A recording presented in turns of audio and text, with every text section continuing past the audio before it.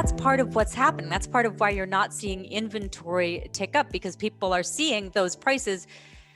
If they could move, they would, because they can't afford to buy in somewhere else. You're seeing a little bit of that movement happen where people are the impact of remote work, people leaving California to go to Idaho, for example.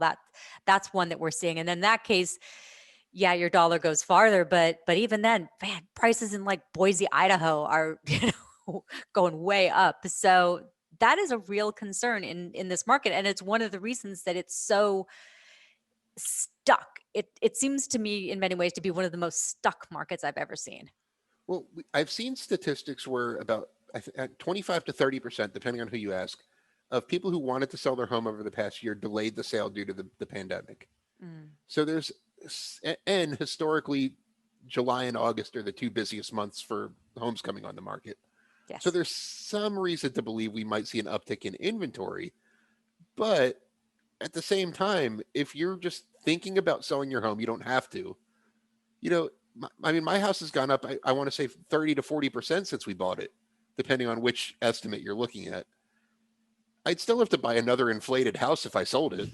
And like Celia said, deal with bidding wars and all the aggravation. So why would right now it's a paper gain. Where you're going to see this come into play is the refinancing market. We saw one giant wave of refinancing last year because interest rates were like almost nothing. They were pretty much giving Hmm. mortgages away.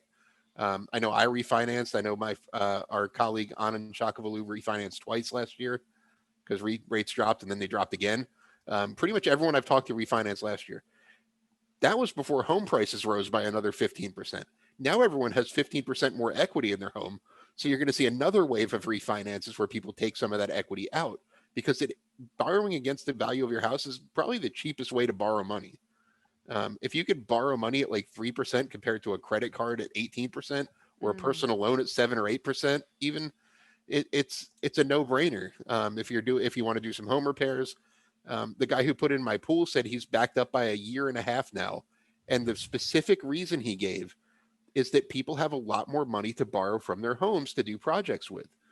So if people wanted a $50,000 pool a year ago, they might not have been able to afford it. Now they could take that $50,000 out of their house and get on the waiting list. So they're doing that. And so you're where you're really going to see the home values come into play is the refinancing market. Mortgage mortgage volumes are going to remain elevated for some time. If home prices rise another 20% over the next year, it'll happen all over again. But don't Hmm. make the mistake to think that refinancing boom is dead just yet.